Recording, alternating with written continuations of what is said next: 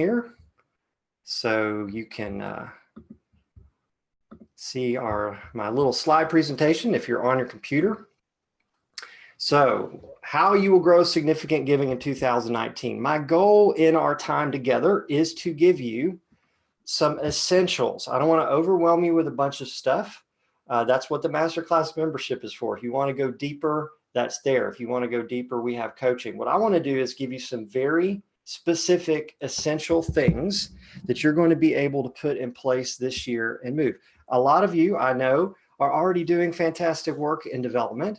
This is going to help you sort of clarify where you really need to be and where you're trying to go. All right, so I'm very excited about doing this. This is what we're going to cover. I'm going to ask you and try to equip you to remember how to clarify your message, your development message. Then we are going to want you to know your numbers. Okay, there's tons of numbers you could be looking at, tons of data points. What are the most important numbers for you to actually know as you're actively seeking to grow giving? All right, then we're going to look at how you define your prospect plan. And then how do you move people through what we call the donor journey? And then lastly, okay, in light of all that, what are you focusing on? How do you know what to focus on that's going to make the biggest difference? What are those essentials? In this world, we have so many things that we can be focused on. All right, so that's what I'm going to dive into. I want to go ahead and give you your next steps right here at the beginning, because some of you may have to jump off early. All right, our website is right there. If you're already a masterclass member, at the end, I'm going to be encouraging you to dive back into your membership and really use it well. My email is right there. You can call us direct. There's a number there. You can also text me directly. You'll get a response quickly back asking if you want to, to fill out some contact info. So we've got it. I send out weekly texts. Yes, it's really me. You can actually text me and get questions answered and things like that. So I want to go ahead and give you that from the start in case you need to jump off. All right, so here's where we're going to start. Your message, saving or changing lives. And this is a structure. So remember, we've got to clarify our message here at the beginning of the year. And a message is simply your decided upon way of talking about your vision and where you're headed as a organization and what you're asking people to invest in. You might call it a development plan or a campaign plan. You might call it your story, but a message answers some very specific questions that donors have in their minds as they're thinking about giving. And we use a specific structure, and this little chart just reminds you of that structure. So hopefully all of you have this clear already. If not, it's time to get it clear. It's mid-February. You need to have your story straight. First of all, of course, we want to clarify our vision. Okay, that's the question that a giver has. What is your vision? And your vision is for either saving lives or changing lives. You've probably heard me say those are the only two things that you can raise money for. So you have to decide, are we in the saving lives business or the changing lives business? And clarifying that and creating a profile or a portrait or a story that captures that vision in the life of an individual. Okay, that's key. That's what a message contains. A message also answers these other key questions. Okay, what is your history? How did you get here? What's your strategy? Or what are you working toward as an organization? What are the steps, right? What's next? And then the actual giving driven steps. So what is your vision? How did you get here? What are you working toward? What are the steps? And giving driven steps, as a reminder, are always a series of steps over periods of years. And each success is building upon the previous. You want to stretch people's thinking outside of just year to year. So wherever you are right now, even if you're getting started, step one is complete. You have to look back to see what you've accomplished up to this point. You may be farther along in a series of steps, and your message needs to clarify that over the past 10 years, this is what we've seen happen. And this is what we're working on in the next 3 years or the next 5 years or the next 10 years. Now, I also want to give you, let me see if I can move this. I've got something blocking my view here. There we go. There we go. I also want to give you some clarity, remember, on your numbers. All right, what numbers are most important? I am amazed at how even people we've been coaching for years forget that they need to know these numbers all the time. You have 4 essential goals, all right, that you're working toward. These are the 4 most important numbers you need to know every week when you're going to be communicating with donors, whether that's face-to-face or in broader communication. Number 1, what is our long-term giving goal in the next 3 to 5 years? What is that longer-term giving goal? Where are you trying to get to 3 to 5 years from now? That is a number. That is a dollar number. Total giving, what is that number? Number 2, what is our progress to date toward our long-term goal? What is our progress to date? That's the second number. So again, this is a number. Long-term giving goal, so number 1. Number 2, what is our progress to date? Number 3, what is our goal for this giving year, this calendar year? By the end of December 31 and at the end of the year, what does success look like? What is that goal? And then lastly, what is our near-term milestone that we're working toward? It could be the end of June, could be the end of July. But if you're going to seek giving here in the spring, it's helpful to drive them toward a near-term milestone that's a part of the total giving year, the total calendar year. So those are the 4 numbers. You may know some of those right now. I find most people know their near-term milestone. Most people know maybe their goal for the end of the year or their long-term giving goal, but rarely will people know all 4 unless they've really taken this seriously. But you've got to know this. The reason why is if you're in front of someone and your goal this year is to raise $200,000, let's say by the end of December, but you're in front of someone finally, miraculously, that you could actually ask to consider $1 million gift. You will not want to be talking to them about your $200,000 goal at the end of this year. You will want to be talking about your long-term giving goal, right? Conversely, you may be asking someone to make a very large giving decision that's going to take a long time, but you have an immediate milestone that they can impact right now through a more doable gift for them, right? So you need to know those numbers at all time. Now, that's the numbers that you need. Prospect planning. If you haven't done this is a great time of year to do this. And what I want to walk you through is, first off, without getting into too much detail here, what are the lists, the master lists that you need to have updated? And then what do you do with those? All right, so prospect planning is quite simply lists, right? So one list that you need is what we would call donors to retain. These are people that gave in 2018 calendar year, which means we want them to do what in 2019? If they gave last year, we really want them to give again this year. So that list is donors to retain. The great news about that list is it doesn't change. It's January 1 through December 31 last year, everybody that gave, and our goal this year is to see them all give again. So that list, and I've got some specific suggestions there that are in your masterclass membership. You'll see it on this slide if you need it, on how to maybe organize that list. But that's a list, that's a master list that you need. Second, you need a list of donors to regain. These are people that gave the calendar year before last or prior. So that would be 2017 or prior, but they didn't give in 2018, which means that you are losing them or you have lost them, and we want to try to regain them. Most of the time, people are not looking at that list, and when they actually do, it can bring a lot of weeping and wailing and gnashing of teeth. It's extraordinary the amount of donors that will kind of drift away over time, and we won't even be aware of it if you're not looking at that list every year. The third list, donors to recruit, and then the last, non-donors. Now, why we separate those is that you have people on your list who've been in your audience for 10 years. They've never given. They are not going to start giving. They're just not givers. They're not getting it. Maybe they like getting your communication and like being involved in other ways, but they're not givers. Most people treat all non-donors the same and just say, well, we have all these non-donors. Let's recruit some of them to give. And what we encourage people to do is instead select people to focus in on. So if you're Christian school, this might be new parents, new people in your community, new parents or grandparents. If you're a nonprofit organization, people that are new on your list or came to an event but haven't started giving. So you're deciding out of all these non-donors, these are the people we're going to focus on this calendar year to recruit their giving. That's your donors to recruit list. Now, if you've got those lists, if you look at that, those 4 lists, those are what I call your master lists. And the question then becomes, okay, what do we do with these besides just all the normal things that you do?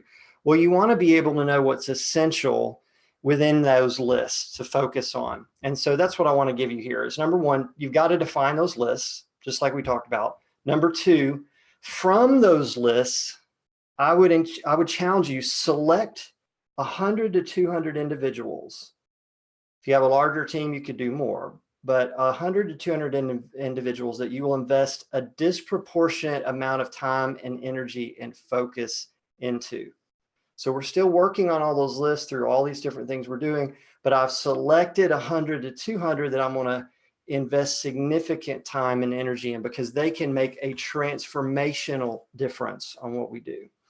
And then third, okay, we've got these lists, right? Even if we've got these 4 lists identified and we've selected the people to focus on, every person on your team, even if you have a 1-person team and it's just you, every person on your team needs to have a selected prospect list to shepherd personally and a defined follow-up list. So essentially, every person on your team, even if you're a 1-person team, has 2 lists after they've gone through this prospect planning.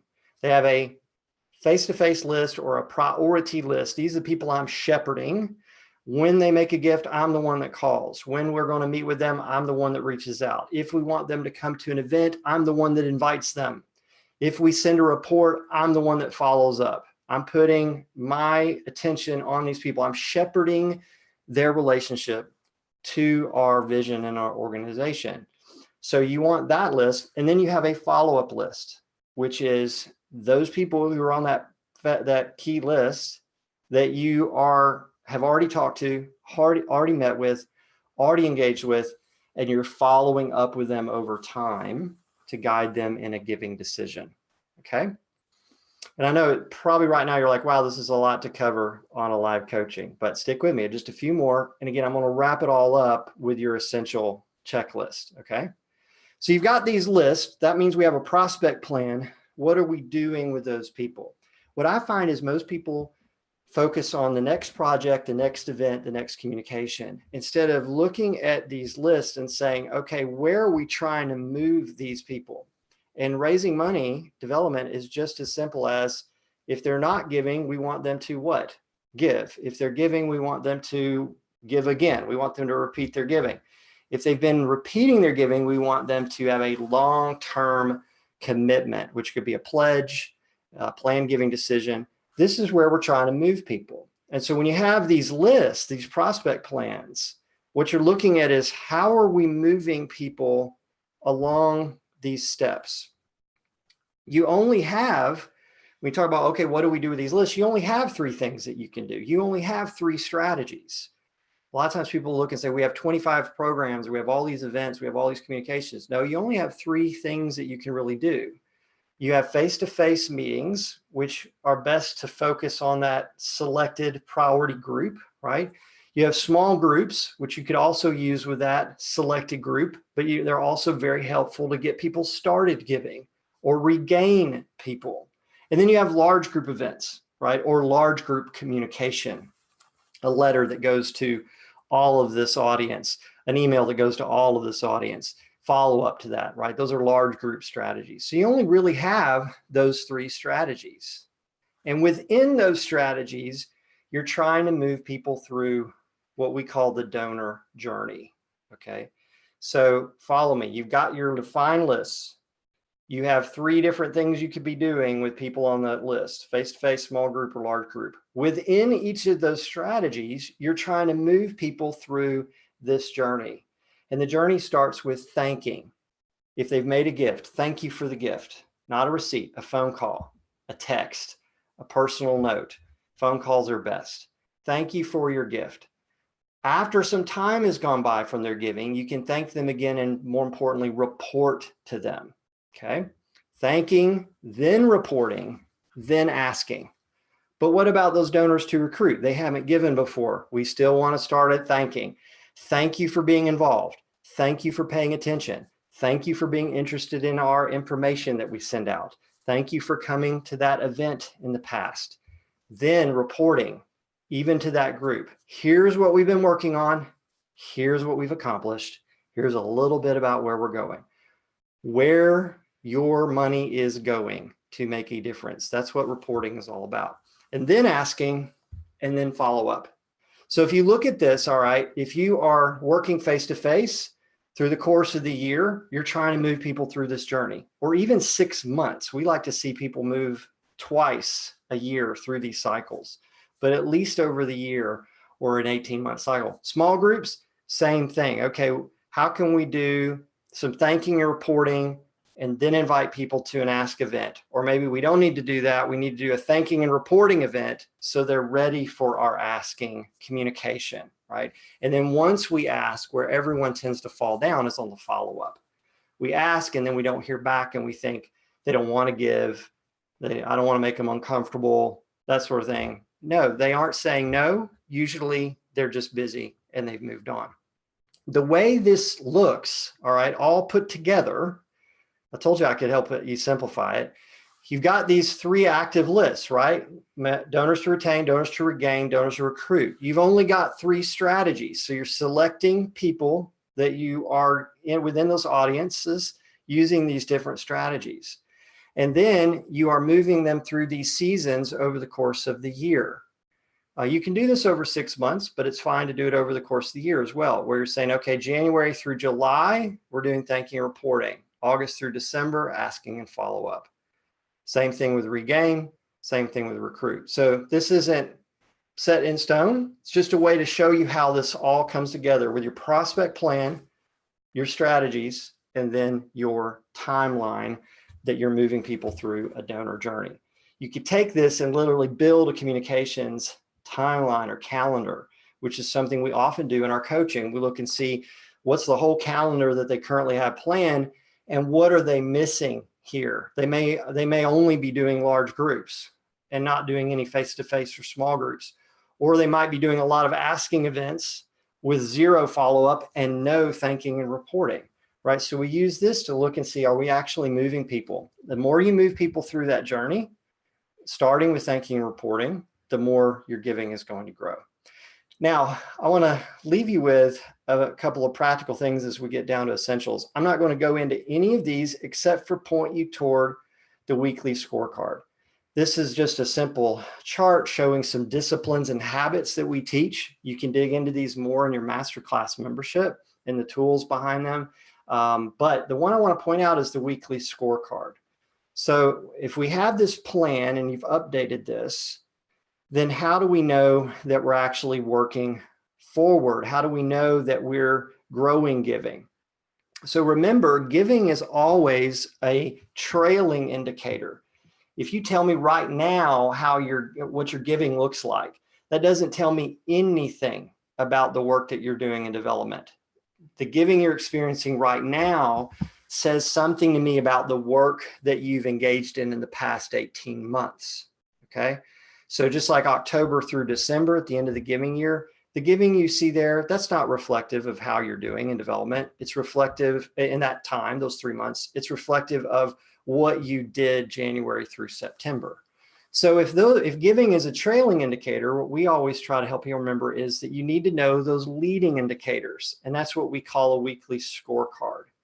And what drives significant giving is face-to-face meetings with donors and potential givers. So a weekly scorecard is just 4 numbers, right? Okay, how many face-to-face meeting blocks do you have held in the next 6 weeks?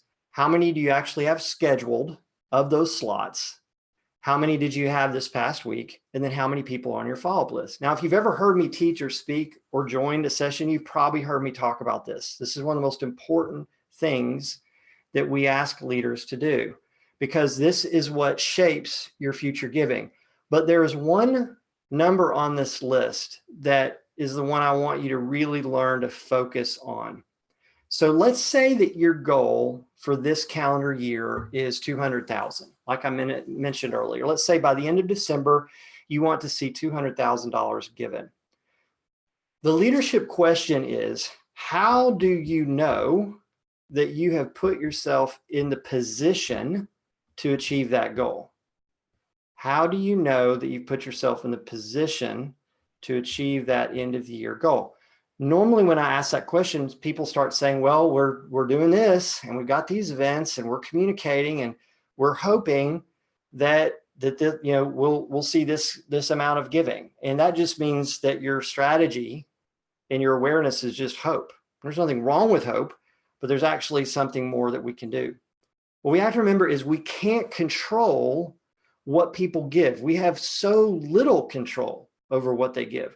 All we can control is who we focus on and the quality of our focus and our communication and engagement. That's all we can really control. We can't control what they do, how they respond. So how do we know if we're positioning ourselves to hit our goal by the end of this calendar year? Well, it's kind of like if you asked me, do you think you're going to have a great crop of tomatoes in your garden this year? Right? How do you know you're in position to have a great crop of tomatoes? Because there's so many things I can't control. And I can say, well, you know what? We have the plants in the ground. We've kept them healthy. They seem to be growing at an appropriate rate. And we can see flowers emerging. The blooms that are going to turn into tomatoes are showing up. So we are definitely positioned to have strong giving and hit our goal at the end of December. So what number tells you that on the weekly scorecard? It's this right here, the follow-up list. The follow-up list. At some point, if your goal is 200,000 in giving, at some point you have to see $200,000 in giving decisions emerging from that follow-up list. Does that make sense? Even though we can't control what people do, we should be able to look at that list, that follow-up list, and say, you know what? I don't know for sure what they'll do, but I know there are $200,000 in decisions on that follow-up list. That activity, that potential is there. That's how we know your positioning. Anything else, if you're counting on your communication, the events, well, we normally do this amount, all of that's incremental. That's just going to mean you're going to grow a little bit better giving this year. Significant leaps forward come from creating a community of people showing up on your follow-up list that are positioned for greater giving decisions. So I'm going to wrap it all up and we're going to shift to questions. This is that essential checklist. Okay, how do you take everything I just told you and pull it all together? One little checklist item at a time. Number one, update your development message, right? Number two, have total clarity on those 4 core goals. Remember the 4 core goals: long-term, progress to date, goal at the end of the calendar year, near-term milestone. Update those master prospect lists, donors to retain, regain, recruit. Select from those lists the 100 to 200 individuals to focus on. Fight face-to-face and or small groups. Prepare to implement the donor journey across all the strategies that you're using. You've only got 3. You may have 100 different things you're doing, but they're all fitting into those 3 strategies. Implement the donor journey through all those strategies, even if you just do it better than you've done the previous year. Use a weekly scorecard to focus on those leading indicators like we talked about, and then use your follow-up list to evaluate how well you're positioning yourself to achieve your goals. If your goal is 200,000 this year and you've got 5 people on your follow-up list by August, I can almost guarantee you're going to miss your goal because you simply do not have enough people who understand your vision and your plan and what you're asking them to do. That's all a follow-up list is. These are people who understand our vision, our plan, and who are on the road to make a giving decision. The longer that follow-up list is of those people, the more significant growth in giving you will have. Everything else is incremental improvement. Okay, so that is what I'm covering. Remember the next steps I showed you at the beginning. If you're in the masterclass membership, please recommit, re-engage. We've got some upgrades coming in the next few weeks that are going to blow your mind. It's going to make it a lot simpler, a lot more powerful for you to use. If you're not in the masterclass membership and you're on here, just if you're interested, just text me or shoot me an email. Be glad to share that with you. Let me stop sharing the screen here and get back to this so I can answer questions. So, gosh, great group today. Thank you all so much for joining. Questions? I'm going to look in the chat here. I see no questions. Everyone wants is afraid to be first. Any questions on Instagram? If you got me a question, shoot me a comment. If you're on the Zoom conference, just type it in the chat, and I will, or the Q&A. If I'm going to sit here a second, actually, while y'all are thinking of questions, I'm going to just call on a few people and see if I can actually get their question to come up. So let's see. Why don't I pick Kristen? I'm going to see if I can allow you to talk. It won't show you on video or anything, but I'll see if I can get the audio to work. And sometimes it doesn't work depending on the software you're using. So Kristen, are you there? I'm here. Can you hear me? Hey, can you hear me? I hear you. Hi. Hey, Kristen, good to see you on here. Do you have a question for me? When you are focusing on those top 100 donors in a school setting, do you separate in any way donors that maybe are donating through a tax credit program versus donors that are donating directly to your school? Would you hold them sort of differently, or do you hold those numbers differently when you're prioritizing them? Great question. Yeah, we have several groups that we work with that, whether it's a school or a nonprofit, that have some tax credit benefit giving that they're promoting. You would want to, you'll see them on your list, or if your data, or you're not very sophisticated in your data, you would certainly want to look at that list. And generally speaking, I encourage people to treat those people as if they're major donors. Okay, there's a savviness that's usually involved when someone is participating in a tax credit program. And that tax credit giving, while it's sort of giving, they have a benefit back, which means they are giving other places. They have the potential to give more usually. So the tax credit can be a very good start.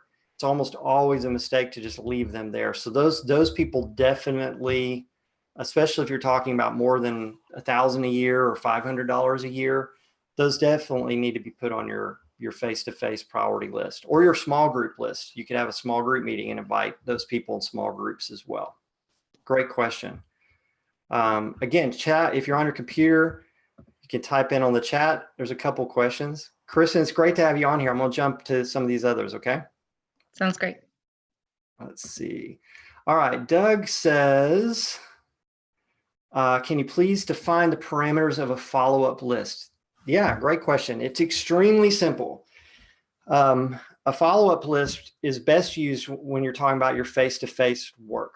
So what I mean by follow-up is if you have met with them once in the process of introducing your new development focus. So you might know this person, but have not actually met with them to communicate your new goal or where you're headed next. Maybe they've given in the past, maybe they've committed in the past, but they don't really know where you're going right now.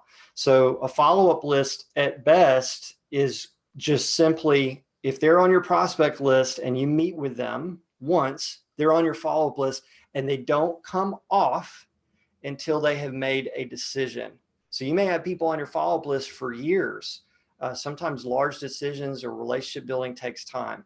So they're only on your follow-up list if you've met with them once and they don't come off until they give. That creates a simple, tight system where nobody's dropping any balls. We see that all the time. When you do a series of small groups, those all end up contributing to their own follow-up list. So it's good to have a small group follow-up list because the same thing. These people have heard our story. We're following up. That's the two places that the follow-up list comes in. Great question. can't see the name on this one for some. Karen. Okay, Karen asks, on your descriptions of the 4 types of donors, under non-donors, you said, look for ways to stop training them not to give. Could I expand on that? Yes. Okay, so if you have someone on your list that has been a non-donor for quite some time, okay, certainly 3 years or more, they've never given anything. They never were a donor, but they're on your list for whatever reason. Usually what we're doing is we're continuing to solicit them because we're thinking non-donors, ooh, let's get them started giving. But the reality is when you continue to solicit year after year after year, all you're doing is training them to not give.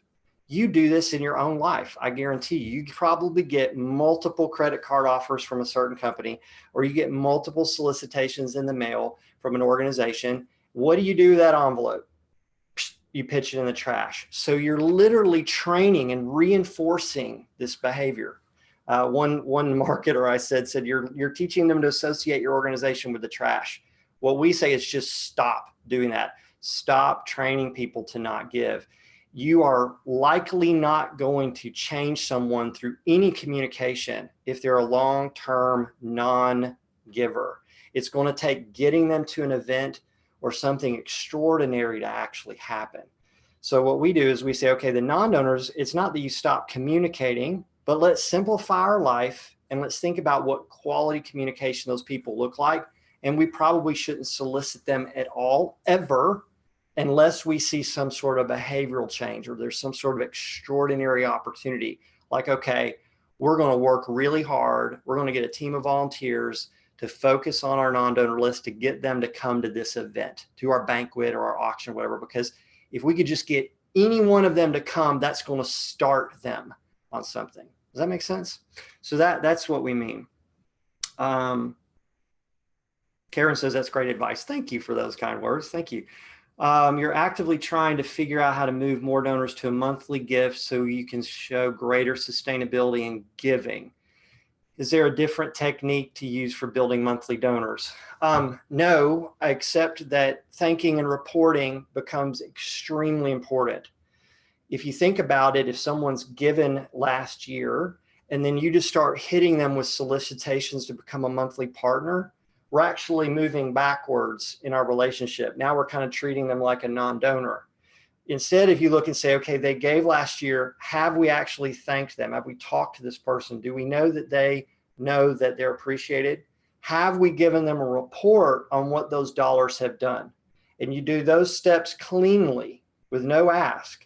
Then when your asking season comes along or it's time to ask, okay, what we're asking this person for is to become a monthly partner. So you've prepared them through the thanking and reporting. We see that work all the time, but you have to decide, right? These are the people we're going to focus in on, and how do we position them to notice and pay attention to our request? They have to know. That's the biggest thing I see is people, we're asking for monthly partners. They don't know that you're talking to them because they've already given. And, there's all this communication flying around and they're asking me to, people to be monthly partners. Okay. The only other thing I'd say about monthly partners is donors tend to be either monthly givers or not. It's hard to get somebody to become one of those if they're not used to it. So be aware of that as well, that it simply may be the wrong ask for the right person. Okay. I'm really glad to hear that you're doing that, though. That builds that stable base of giving. Don't do that at the cost of growing face-to-face and real relationships with donors, because monthly giving is an incremental strategy. It will work to grow that base of giving. It's not going to move you forward in leaps and bounds. Doug says, thanks. Thank you, Doug. Thanks for being here. I'd love to call on somebody else. I see a question from Josh here. How many appointments should you have blocked over the upcoming 6 weeks? And how many of those should be filled? There's no magic there, Josh. The key is consistency and filling as many of them as you can. We have some leaders we work with that they have 20 different things in their job, and it would be amazing to see them. Brian, I'm going to come to you. I see your hands raised. I'm going to get to a question. It would be amazing to see those leaders just do one face-to-face meeting a week. If they did that every week through the year, minus vacations, that's 40, nearly 50 people that they will have built relationships with. For most people, that's a huge leap forward. So what happens is they need to commit the time on their calendar. I should look at the calendar and see, hold for face-to-face meeting, hold for face-to-face meeting. And then the weekly scorecard number tells them how many they have filled. And you just want to be as close to max as you can. So if you said, I'm going to have 6 meetings in the next 6 weeks, that number needs to be close to 6 every time you look at it in terms of how many you have scheduled. Otherwise, you're committing time that will never come back again. So that's why that works so powerfully, is it's not so much what the numbers are. Now, if there are certain big goals, then yeah, we have an opinion about how many people you might need to be on there. But you want to think about that follow-up list. At the end of the day, those numbers all fall down to that follow-up list. How many people, how much giving potential needs to be in process on that follow-up list to hit your goal? That's the way to think about it. All right, I'm going to come to Brian. Karen, you're so kind. Thank you for your kind words. Thrilled that you're here. By the way, while I've got most people still on here, if you want the slides, just shoot me an email. One of my team will send those to you. If you need some help logging back into your masterclass membership, let me know. Be watching for updates in the next few weeks. Some big upgrades are coming. I'm really excited about what we've got coming there. If you're interested in the masterclass membership, same thing. Shoot me an email when you ask for the slides or whatever. Brian, I'm going to allow you to talk. Let's see. Brian, can you hear me? I can hear you. Can you hear me? Yeah, I do. I hear you. You're Good to see live. you, Go ahead, Zach. man. Right on. All Hey, the I way just from had a question. Canada. Thank you for joining us. All the way.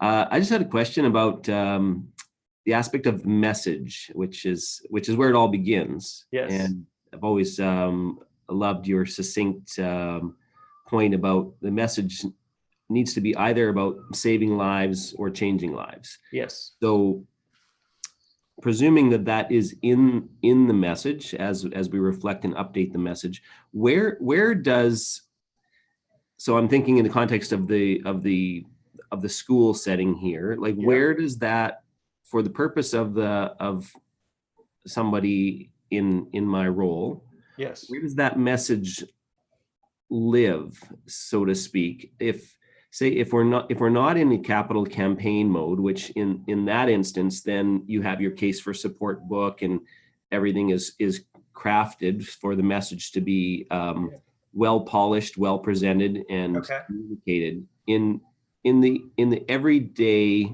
trenches of growing giving, are you suggesting in these visits that there is a piece of collateral that you're sharing with those face-to-face visits, which expresses the message, or is the message just something you're holding internally for talking points, and you're not necessarily handing them a little, great question, 2-pager, for instance? Yeah, I get what you're asking. You're asking sort of where does the message come from, where does it live, or who owns it, and then how does it affect, or is it the actual material that you're using with a donor or at an event or whatever?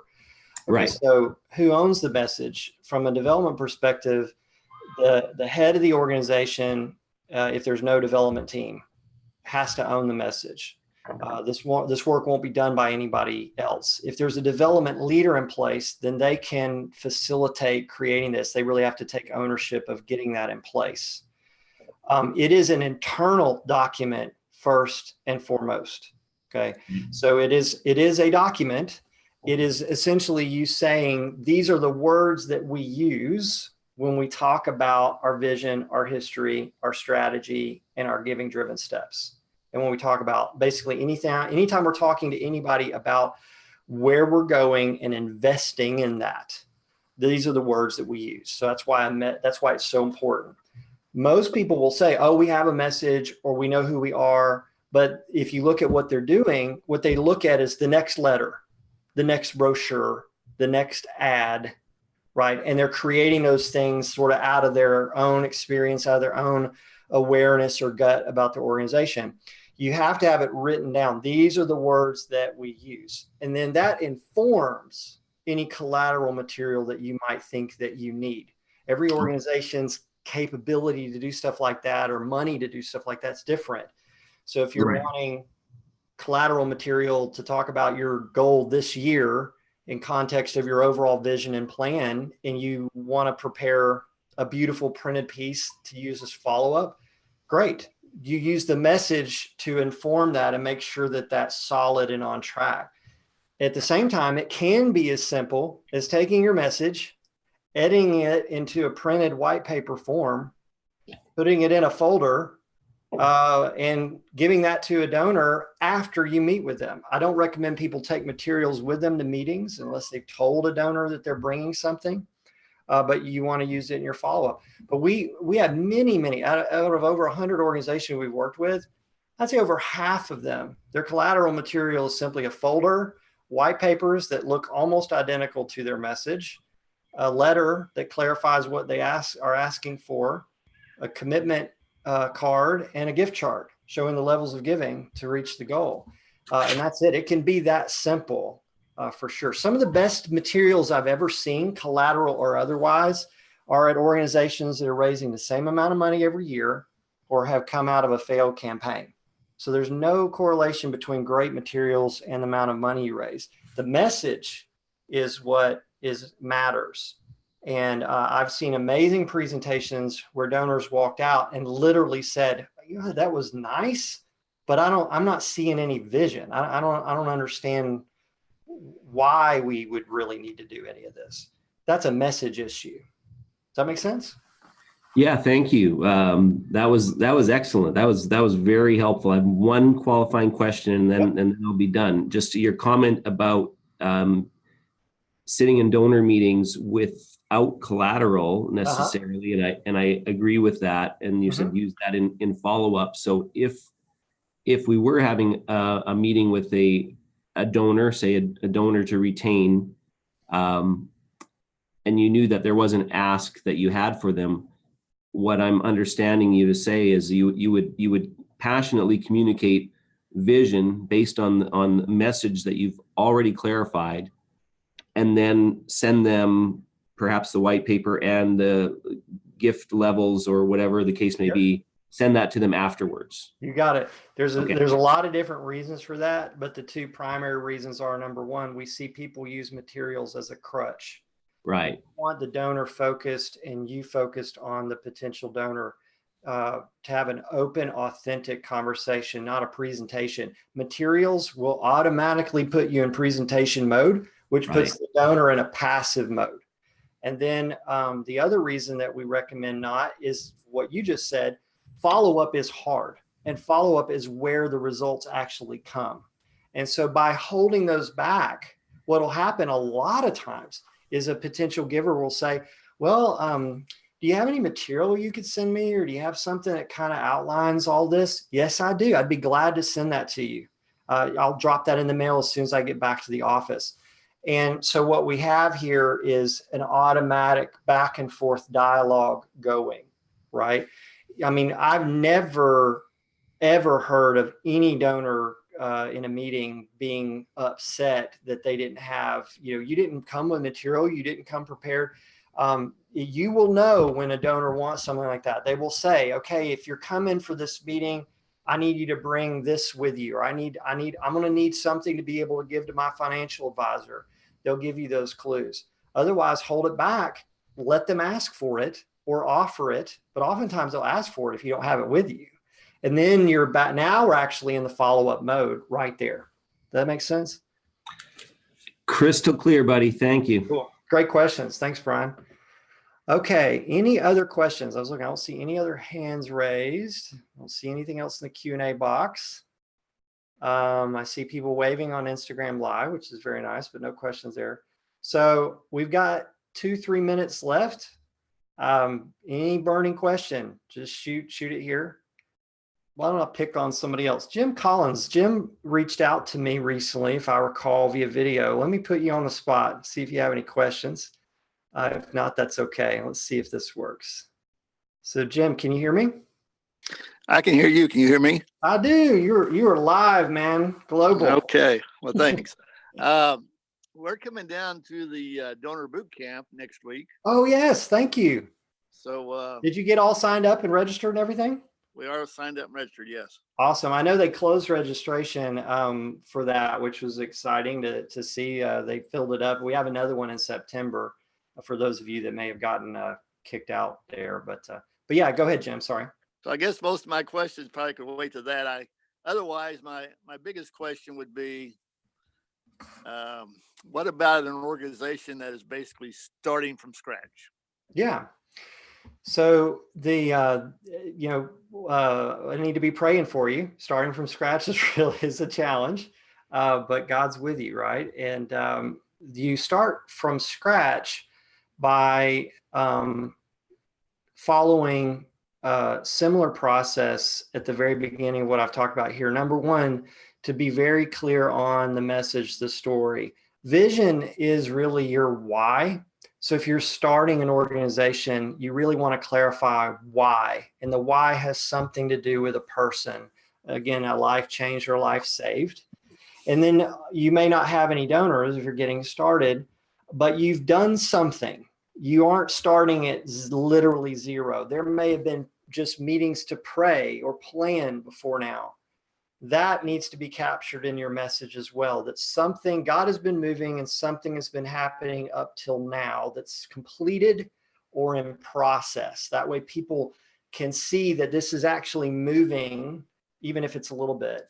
And then even though you may not have any donors, if you've got a group of people, even if it's just one or two of you, but if you have a team involved as a startup group or steering committee or something like that, then all of you know people. You all have an influence circle. And what happens is people tend to downplay that. They devalue that. Well, I don't know anybody that can give a lot of money to this. And it doesn't matter. You have to start with who you know. God doesn't drop this from across the country. He tends to work within the people that he's bringing together. So the prospect planning that I went through is very simple in your case when you're going around everybody involved and everyone you ever get to meet with, and you're just saying, who should we be talking to? Who else should we be talking to? Who else should we be talking to? And they'll say, well, what do you mean, like raising money? Well, not necessarily. We're not going to run around asking people willy-nilly for money, but we do need to know who you think would be interested in what's happening here. Who do you think would love to see what God is doing here? So those are very specific things that have to be addressed at the beginning. So, and I'll look forward to digging into that more with you soon, but I hope that helps. Okay. Yes. Yeah. We'll see you next week. Great to hear your voice. All right. Thank you. All right. I really want to be respectful of people's time. Let me put here, if you're on your computer, let me put here in the chat the phone number and web address and everything, just so you have that. If you didn't get a chance to write that down. So let's see. Yeah. So for members to log into their membership, you just go to the website. If you want to sign up for the Masterclass membership, there's actually a link right there, and then direct number to us or text to me, either way. And really glad. Stephanie has, oh, thank you, Stephanie, for a good comment. This is the best question asked. Who else should I be talking to? Stephanie Wallenberg is a development leader at a school in Long Island area, and is really an up-and-comer in the development world, providing some great leadership, not only there, but to development people all around the country too. So Stephanie, really proud of what you're doing and proud to know you. Thanks for being so humble to come on here and think that I could have something to share with you. I appreciate that. I hope I've answered everybody's questions. If you think of one later, shoot me an email, text me 314-403-2561. That's 314-403-2561.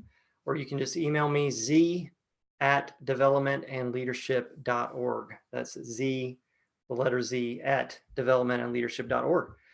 Thank you so much for being here. This has made my day, and we'll be doing another one of these next month. So watch out for email or social media or your invite if you're a member, and we'll dive into to some more next month. Okay. Thank y'all so much. I'll go ahead and end the meeting now. Okay. Thanks, Doug. Thanks, Stephanie. Thanks, Josh. And thanks for being here. Doug as well. Appreciated your comments and questions. Les, looking forward to seeing you in the fall or talking in the future. Steven, thanks for being here, man. And Jim, looking forward to meeting you. Brian, always great to see you on here, brother. Thanks for always learning and leading by example like you do. Appreciate that. So thank y'all so much. Thanks, Zach, with a Z. That's right. That's me. Awesome. Appreciate y'all so much. I'm going to go ahead and end. Talk to you later.